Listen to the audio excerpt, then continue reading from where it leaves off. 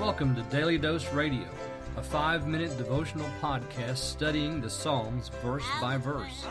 Broadcast from the ever-beautiful Sharonville, Ohio, on the sunny side of Cincinnati.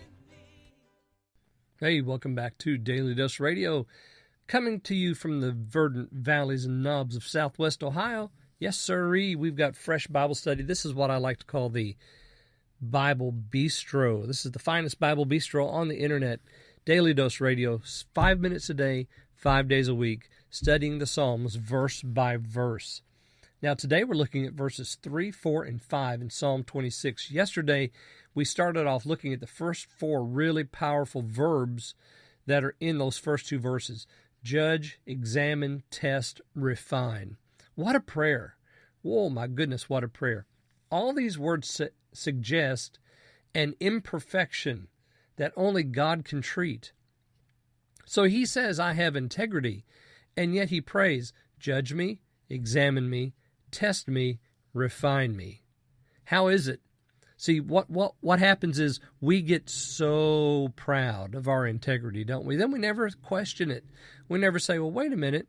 I wonder if I'm doing right here. I wonder if I'm behaving correctly, if I'm walking in the right path. We never, ever do that. And this psalmist, David, he says, judge me. Even though I walk in my integrity, I trust you, I know I'm not going to slip, yet examine me. And, oh Lord, by the way, test me just like you did Abraham. Oh, and by the way, throw me in the refining pot and make me purer. Refine my affections and my heart. And then we come to the 5th verb today in verse 3.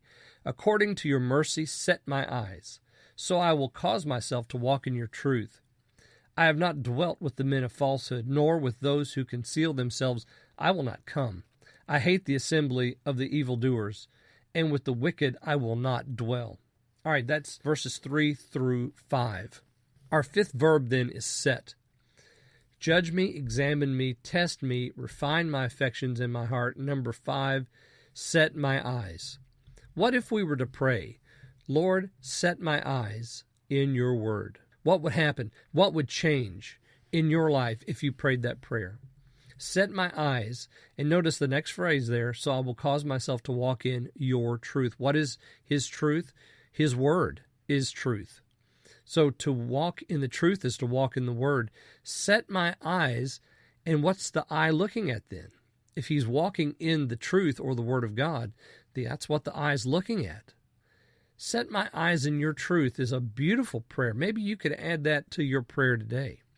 Set my eyes in your truth. Let me look at your word so that I can walk in my integrity. See, without the word of God, there is no integrity. Without that in our life, without his very presence in our life, there is no integrity.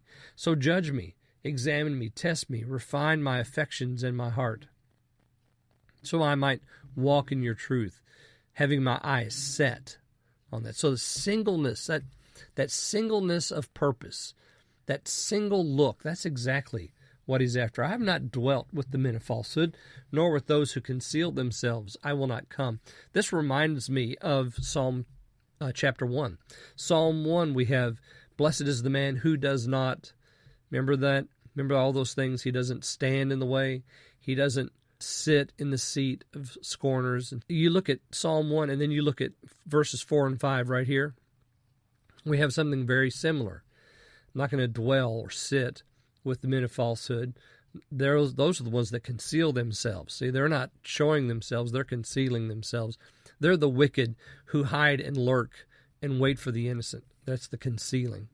I hate the assembly of evildoers. See, there is a worship time, isn't there, for the evildoer?